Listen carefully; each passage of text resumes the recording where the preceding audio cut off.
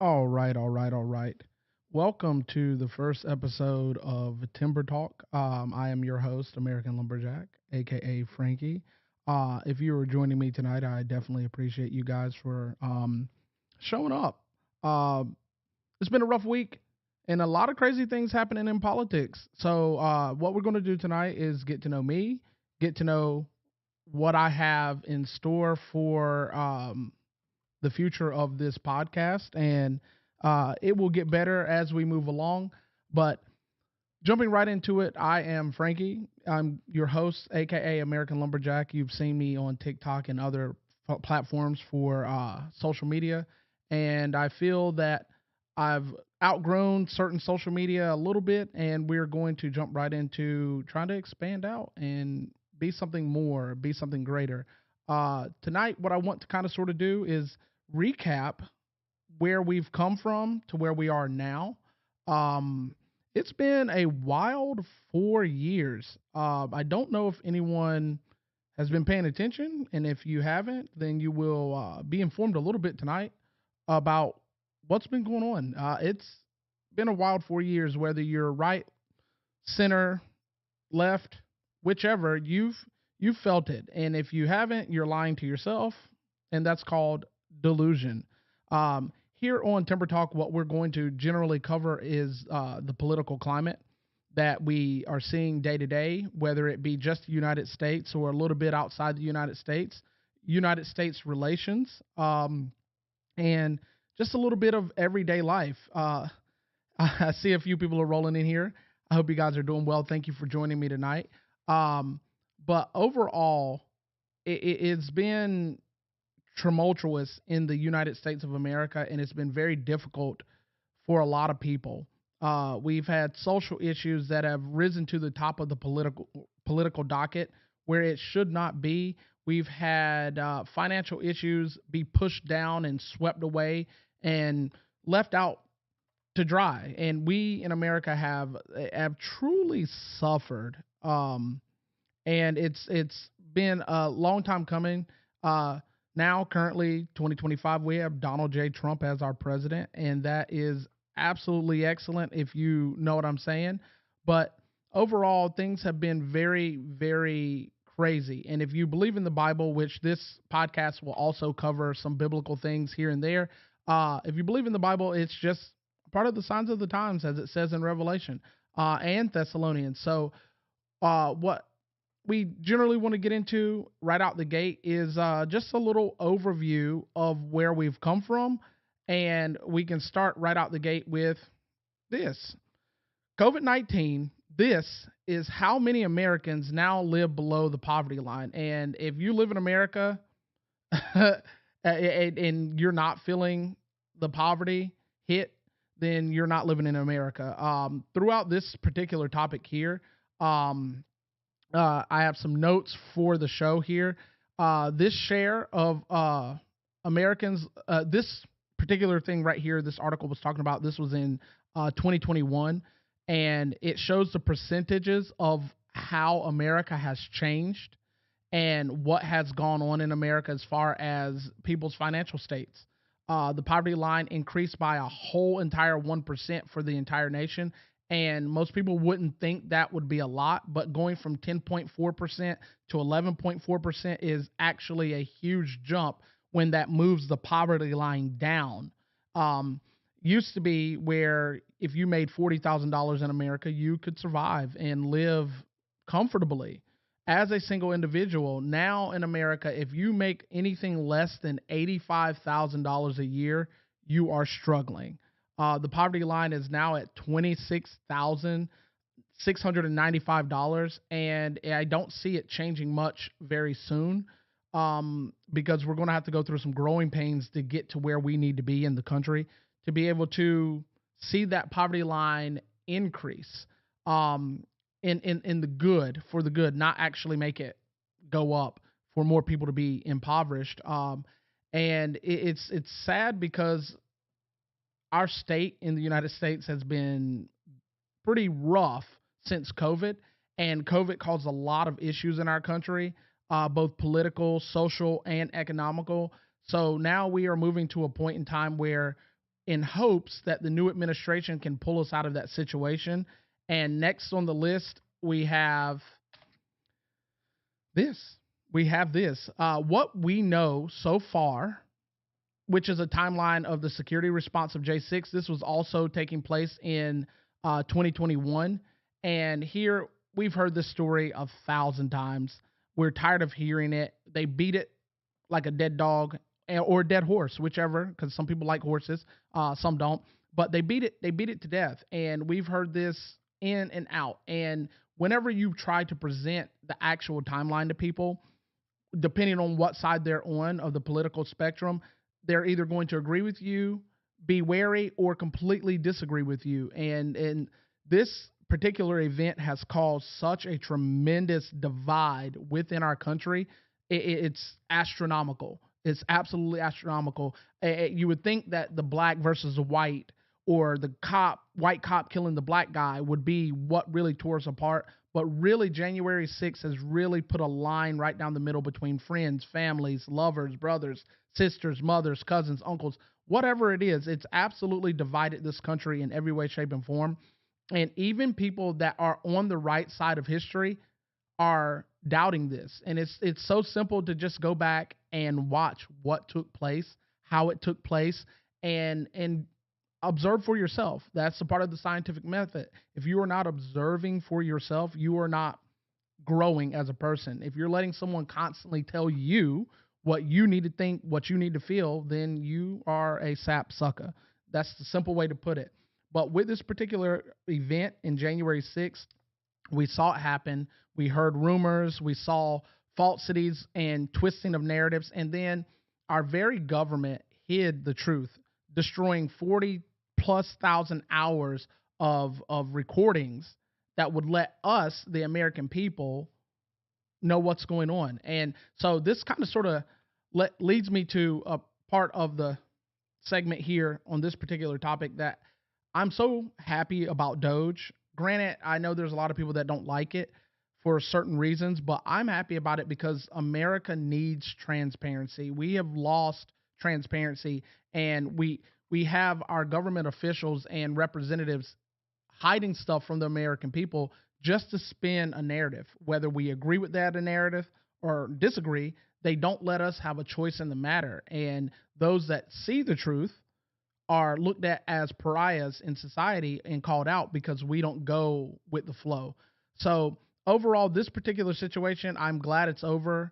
As the years come into Trump's presidency, you will hear this narrative pop up, and people regurgitate talking points that aren't actually valid talking points, but because they refuse to do the work themselves, this will continue to be a thing in the United States of America, probably for the rest of the time America exists. I mean, if I'm being factually honest with you guys, it's just something that's never going to go away, and I wish it would just fade into the darkness as it should, because it's a moment in time in history that actually wasn't what people made it out to be, and it became a monster that it shouldn't be. Next on the list right here, stress in 2022. America suffered horrifically under the inflation. So we covered before earlier how the United States had a increase in the poverty line in the negative, where it lost or gained a whole entire percentage point, which is a lot.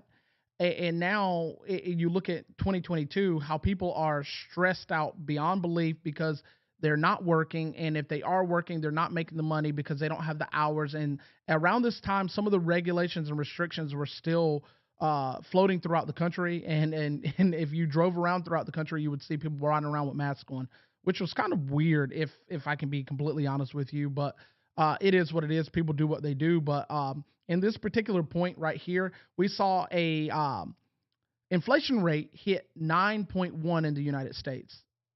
He was handed an inflation rate that was at 1.26, which happened to be 0.2 lower than what Obama handed, what Trump handed, well, was handed by Obama. I apologize. So we see that Trump gives Biden, that's what I'm gonna call him, Biden. Obama gave Trump a 1.46 economy with inflation.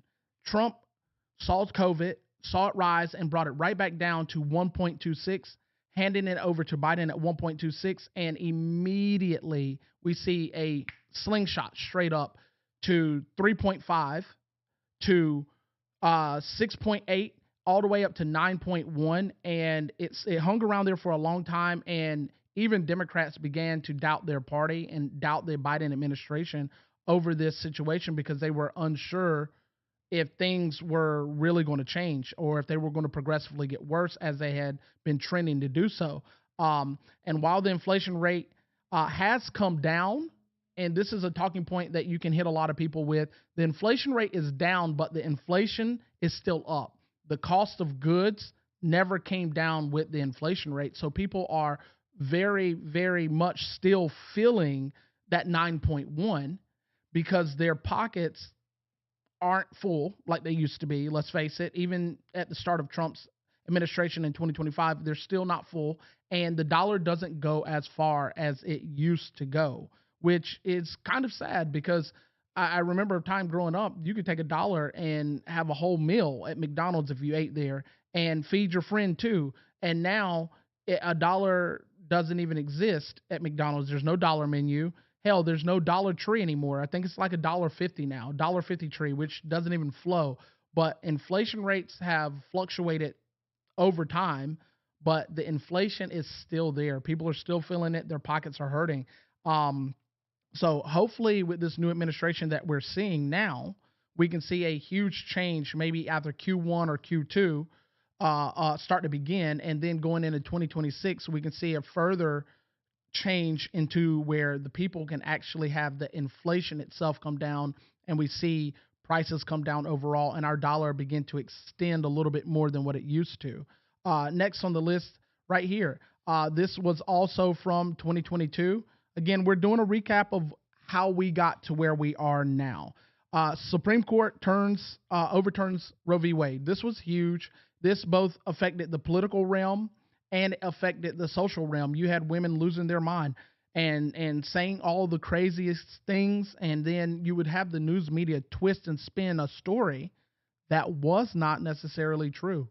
And it's frustrating because, again, we the people are very gullible when we the people don't do our own research. So when we are fed information by groups that don't necessarily intend the best for the audience, or when those groups are controlled by the very people that are dangling the strings, i.e. politicians, then we are left out in the cold and left out in the dark as well because we don't know what's going on. But this particular case shook the United States. Hell, it shook the world. We saw everyone from around the world, especially Canadians, start to badmouth America, saying they're taking women's rights, their reproductive rights. And what really, truly frustrates me to no end is I'm so sick and tired of people calling things rights that aren't rights. It's funny because most people don't know what a right is, but these media outlets and these politicians that treat us as puppets spin a specific narrative when they write bills or title articles and stuff to make it seem like something that is what it is isn't, or vice versa. And therein lies one of the most detrimental things that happens to our country is optics. We see optics twist and turn and further create more of a divide. And if January 6th wasn't enough, then you see this situation right here with Roe v. Wade being overturned, and you watch America further crumble and to dissolve into a dissolution where more and more family members, if they weren't already on the edge, begin to completely rip at the fabric and the seams of their fabrics. And it's frustrating because this topic does not die. Women want to not take accountability or responsibility for their actions. Men don't want to take accountability or responsibility for their actions. And they're making this out to be something that it's not, and saying that it's a right when really and truly it's about your freedom of will to do so. But like I always say, you can abort until your womb becomes a tomb or until your uterus falls out, whichever happens first. I just don't want to pay for it. I'm very much taxation without representation is a no-go. And though people might say we weren't paying for these as American citizens through taxes, we were. Through the ACA, through Medicaid, through Medicare, they were doing elective and non-elective surgeries, as they coined them, for abortions. And this really, really shook our nation when this was overturned, because so many people were using it to politicize from the get-go. But we finally had a Supreme Court, albeit very conservative, actually do what was necessary. And it would be even further nice to see the federal government just say, hey, we've taken our hands off of it. States, you should do the same, and make it a non-government issue. And that way, if you want to open your legs and let Timmy Two-Time plunge inside of you and let off, you can pay for this yourself. And then, or buy insurance, whoever covers it, but it doesn't need to be in the hands of the state or the federal government. But this in 2022 shook the United States. Right here, this is entering towards the end of 2022.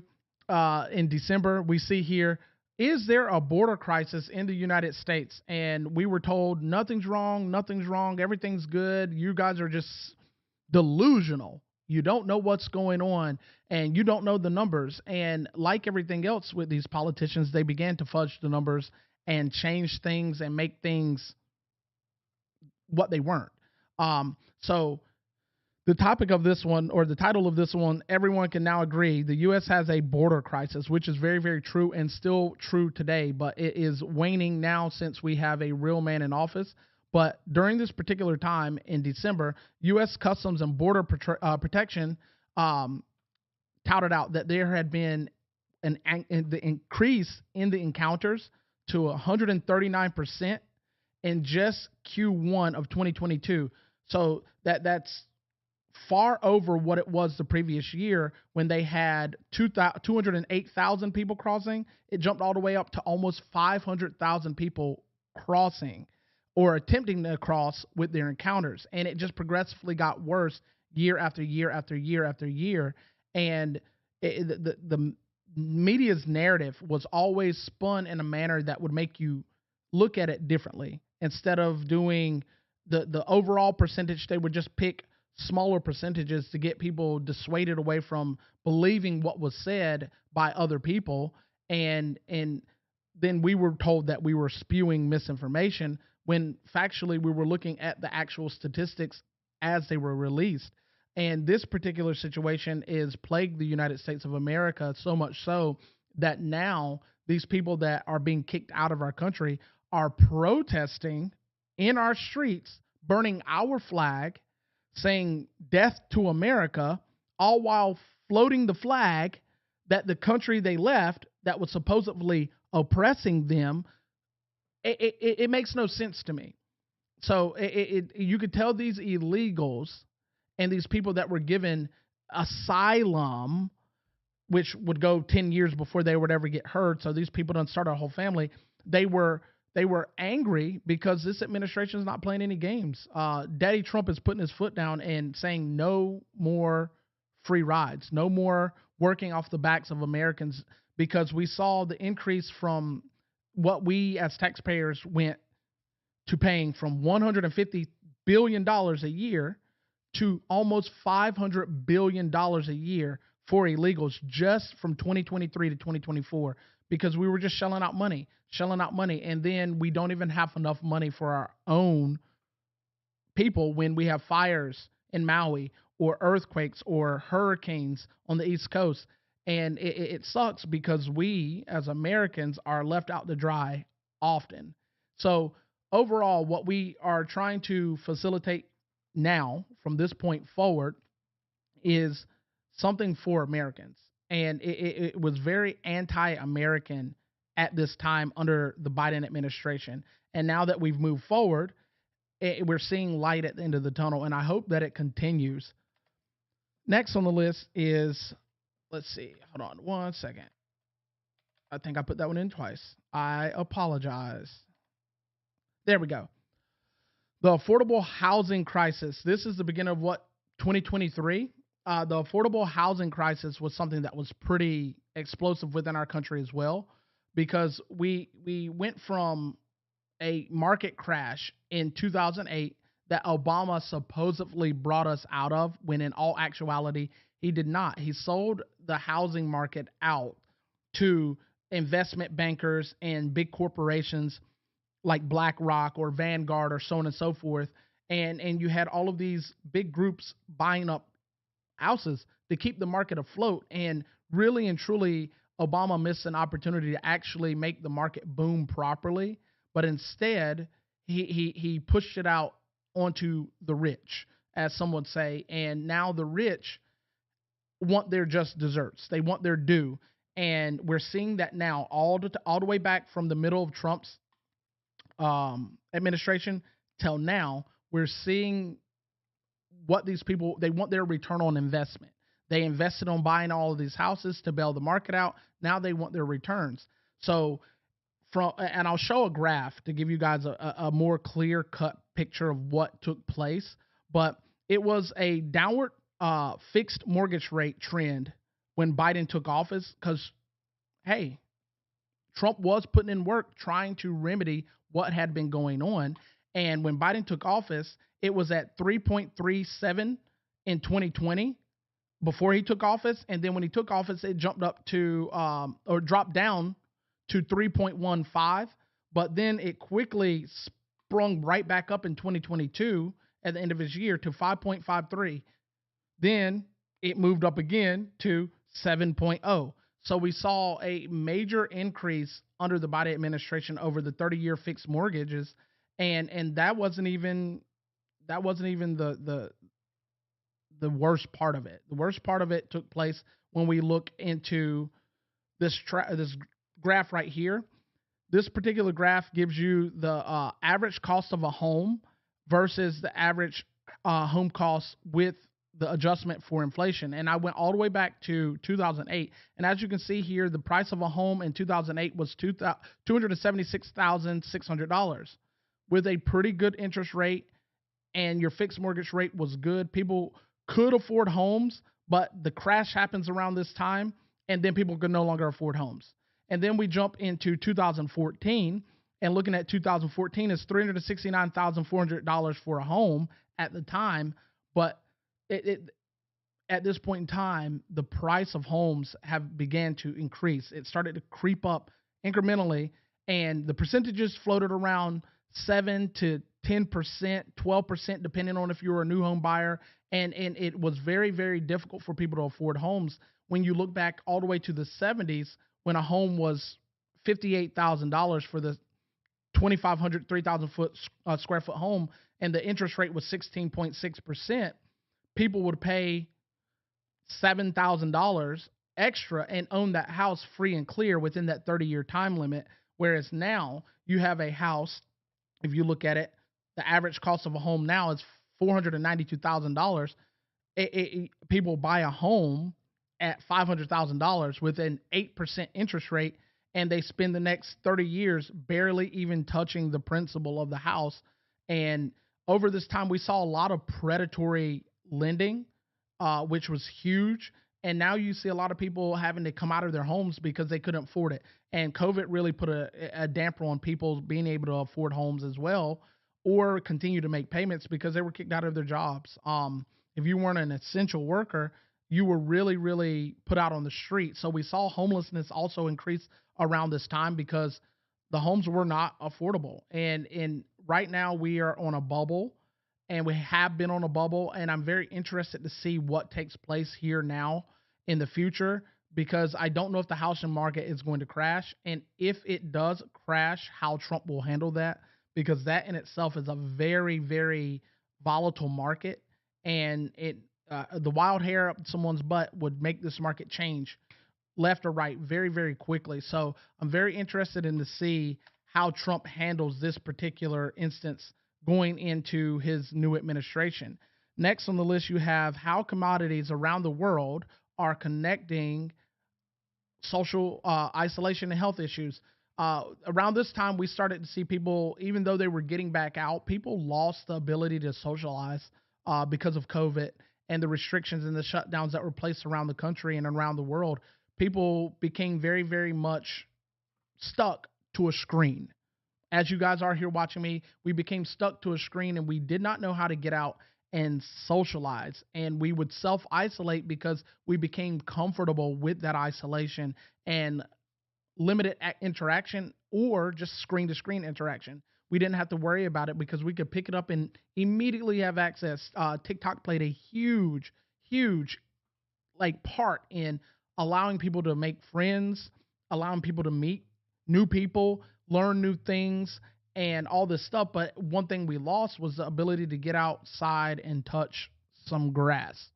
Um, Vitamin D levels have dropped tremendously since COVID because people don't go outside anymore. And if they are outside, they're wrapped up like mummies. Well, some, i.e., the Democrats and the left, are still wrapped up like mummies, like they're going to catch something just because they're around people. But we have a mental health crisis in this country that has continued and will continue for a very, very long time until we restore what was taken away when the Affordable Care Act was introduced, which was our mental health. Between Bush and Obama, we have lost our mental health help in this country.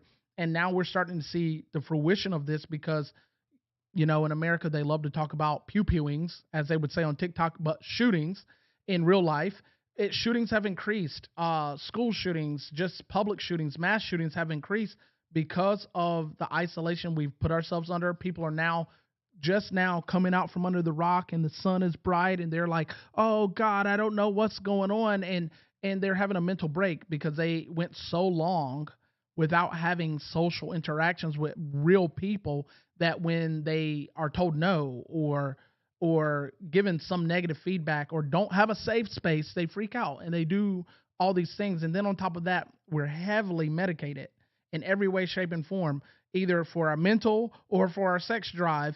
We are very, very overly medicated in the United States of America, and that plays a huge part to the mental issues that we're seeing, among other things, with being blasted in the face with news every single day. It seems like something is new or some new tragedy with all the plane crashes that are going on today. So you saw a huge increase in Amazon sales, which yay helped the big box people. We saw a huge increase in Amazon sales, and people would buy things to help with their mental state, to help them get out of the mental depression that the isolation caused in itself. And it didn't help. If you want me to be for realist, it didn't help. So overall, I think going into the future, go out, touch some grass. Don't sit around and mope. And if you feel depressed, get up and do something, because as a man thinks, according to the Bible, so is he. If you want to change your state of being, you have to change your mind. You can't live in this state of constant, I guess you would say flatline. It's a constant flatline. You don't have anything beating inside of you to make you want to live. Moving on to the next one. This is the historic mugshot that everybody loves to talk about. Donald Trump looking like this because he finally turned himself in to the dogs, essentially, because they were going after this man in every way, shape, and form. This shook the political and social world because it gave something to the left to talk about, and they beat us over the head with it. He's going to go to prison. He's never going to get out. But around this time, we started to see all of his charges drop. The Atlanta charges with Miss Gorilla Grippa dropped. The documents case shortly after dropped. The Jack Smith being dropped because he wasn't valid to be doing what he was doing. And then he got valid and started up again, and just not too long ago he dropped it again because there was nothing there to stick to him. The only thing they found to stick to him were the 34 felonies, which was discharged unconditionally. If we know what that means according to law, that means that the case was essentially thrown out because there was no conditions they could place on it, and discharge means to be found without any issues. So overall, this man has gone through hell and high water. Oh yeah, they got the E. Jean Carroll thing to stick. The Mr. I think rape is sexy. Or she says, I think some people think rape is sexy. No, E. Jean Carroll, look me in the eye.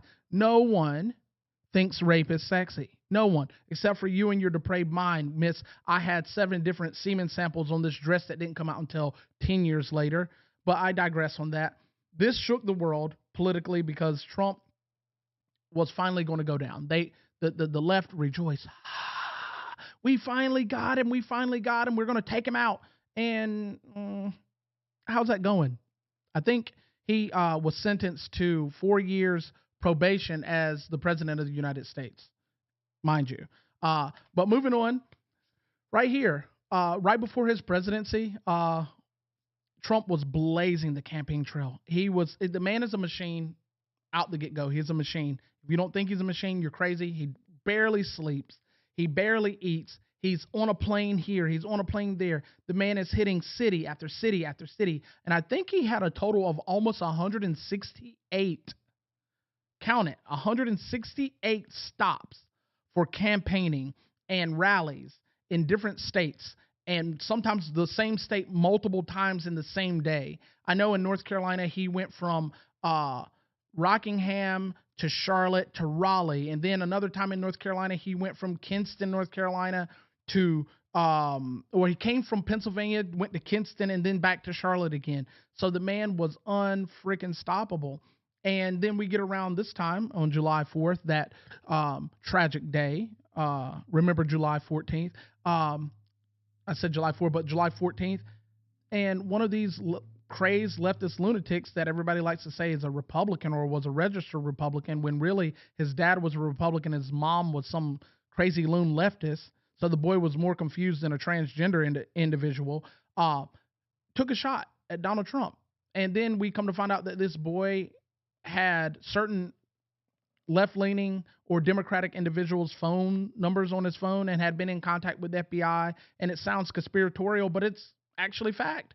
And I believe wholeheartedly it's conspiracy until the media and the government stops hiding it from us. And then we see it as what it is. It's truth. But he took a shot at Donald Trump. And I think at this very point in time right here is when they sealed their own fate. Donald Trump could have stopped campaigning right then and there and still won the election, in my opinion. Just simply put, because we're America. We don't do this. But alluding to, or going back to what I said before, the mental state in America is absolutely depraved. And it's because we don't have any mental health help.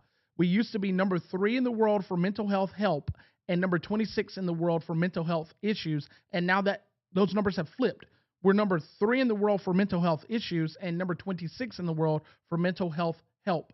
So, of course, you have depraved individuals going out and blasting at people or making these wild-ass videos, bro, where they're like, oh, I wish the bullet was a few inches to the left or to the right. Oh, and then we wouldn't have this problem. I'm leaving the country. Somebody needs to go shoot at him one more time. These people are crazy. These people are crazy. And anyone that agrees with them, you're crazy. When did we get to the point where it was okay to talk about killing people? We're not retarded. I mean, maybe some of us might be, but this was crazy. So this shook the United States, both left and right, and I think it caused more of a furtherance in the divide area because people that were MAGA and right-leaning said, hey, these people are crazy. We can't come to a middle ground with these people because it's not possible. These people have lost their ever-loving minds. And I don't think we're going to recover from this particular event for a very long time. But thank God Donald Trump's okay, and thank God he's our president.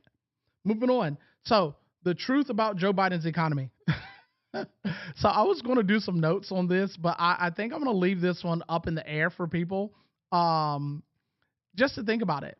We saw so many lies about Joe Biden's economy. We saw lies about the number of people that were coming into the country, which affects the economy because more taxpayer money is needed. We saw lies about the jobs that he created. He touted out, I created 8.6 million jobs. And then we see that if you go to the Bureau of Labor and Statistics and look with your own eye holes, you see that he's lying. And we find out that he's using job hours, not jobs, but the hours in a day that someone's working at a job as individual jobs.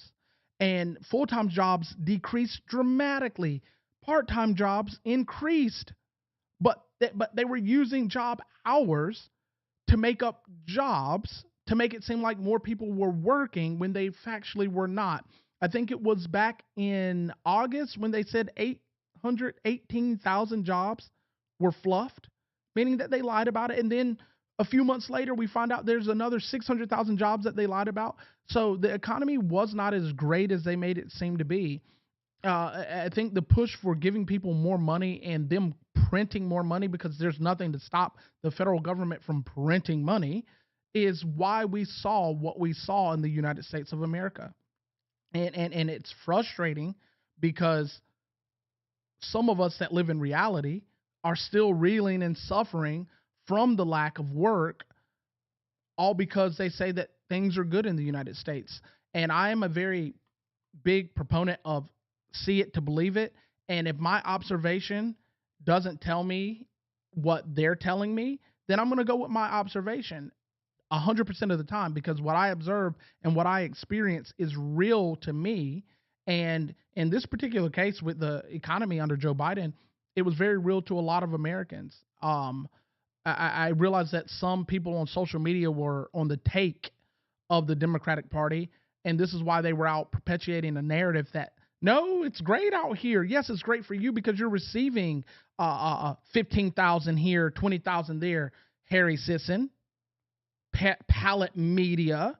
I mean, it's just like you're receiving this money, so you're telling people that things are great, and you have these simple monkey-minded nincompoops believing you that things are great when they're factually not great.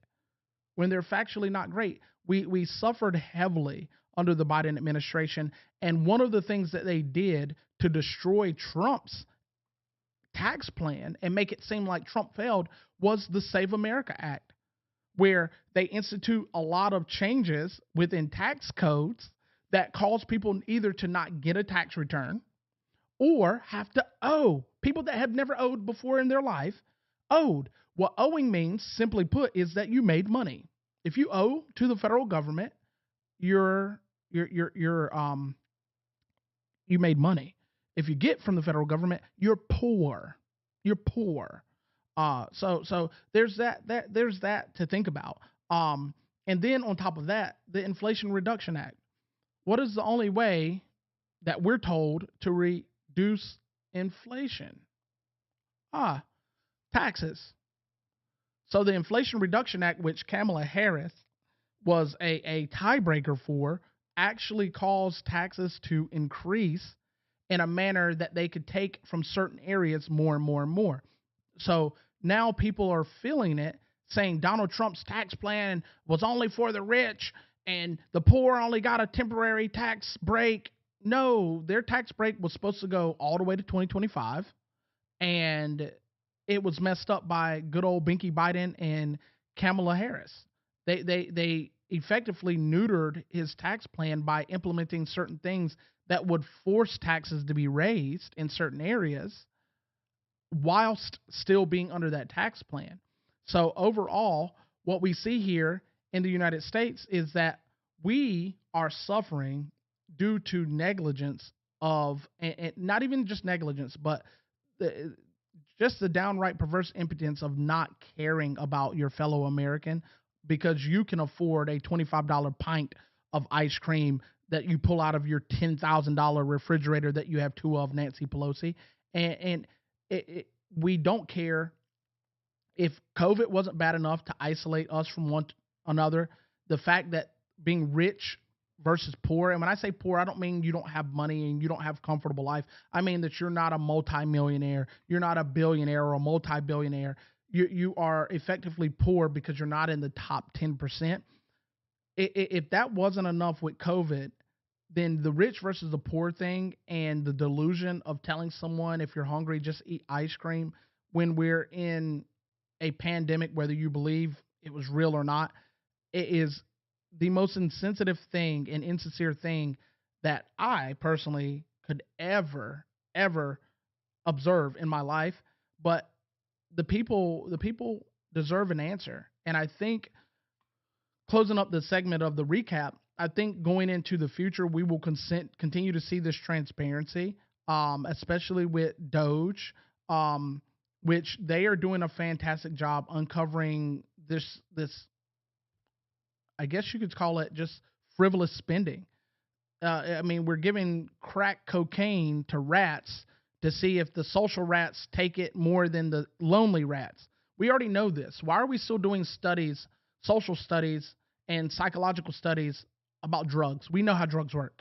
We know people, when they're in bad times or bad situations, use drugs. We know lonely people use drugs. So why are we still doing studies on drugs? We got it down pat, but we're spending all of this absorbent amount of money on drugs, or spending absorbent amount of money on putting cats on treadmills and running until they die, or sending money to Ethiopia to help with their social media, or sending money to Kazakhstan to help with their social media. We're doing all of these things for everybody else except for the American people. And then when we do things for America, it's for the businessmen and women of America, and not the actual everyday people that put America on its back, that keep it going. And if we finally stop and say no, what are they going to do about it? They can't put us all in jail. There's not enough jails. And there's more of us than there are them. And I think we, as the American people, need to realize that the rich are rich because we make them rich. If we stop making them rich and put our foot down, then they can't do anything about it. And this is the same issue that was taking place in, pre-colonial times. The kings realized that if the people ever figured out that there were more of them than there were of the rich, then they would have a problem. So they kept us divided, or kept them divided with issues, social issues. In our particular case, white versus black issue, deportation, illegal immigration. We stay divided on these topics, and we don't focus on the real problem at hand. And in order to fix these things in the United States of America, we have to put ourselves outside of the mainstream and get into a book. And that's the only way to get out of it. And then we have to learn for ourselves and teach ourselves, and stop trying to be taught by others. But I definitely appreciate this opportunity to speak with people in a manner that is not necessarily in a debate style, but also to expand my wings a little bit. But overall, I want you guys to be able to know who I am as a person, and know what I truly believe besides what you see me in a debate format, because I am a strong believer that we, the people, are where we are because of who we become and allow ourselves to become. So if we, the people, want to step outside of this, we have to move forward. And I want to be one of the, I guess you say, trailblazers for moving forward and getting out of where we used to be, because I am very comfortable with being uncomfortable, but I'm tired of being uncomfortable, because I can actually do something about it. You can do something about it. Uh, America's in a dire place, and it's not going to get any better for a very long time unless we, the people, actually get up and do something about it. You have your rights, learn them. You have your states' rights, learn them. Stop bending the knee to the man, and actually stand up and fight. That's one thing I can say that the Black Panthers did very well. That's one thing I can say that Malcolm X did very well, is that he resisted and they resisted the power. And if we can come together, because truly and really and truly, segregation is not elevation. As funny as that sounds, but if we can come together and have a united front on this attack on us, we can fix these things. But we have to do it the right way. And in order to get there, we have to use the right mindset to get there. Otherwise, it's not going to work out. If you want what you want out of this, it's not going to work out. If I want what I want out of this, it's not going to work out. We have to have one goal, one mind, and one drive to get it done. And then once it's done, it's done. Then you can live your life however you want, according to the rules and regulations of the Constitution. But we have to get to the point where we're no longer afraid to step up and step out, because I think through coercion, duress, and penalty, we become afraid to actually voice our opinion, and we allow these actors, these political actors, these fake judges to tell us what is, when in all actuality, if you pick up a book, you find out that's not exactly the case. Um, but again, I definitely appreciate you guys for showing up tonight. I thank you for being here, and we will get better at this. Like I said, it's been a rough week. I am praying for all the people that are watching tonight, collectively, and I hope you guys are praying for me as well. I will be back same time next week, Lord willing, to do this again. I definitely appreciate you guys, and I hope you have a wonderful night. And don't lose the forest through the trees.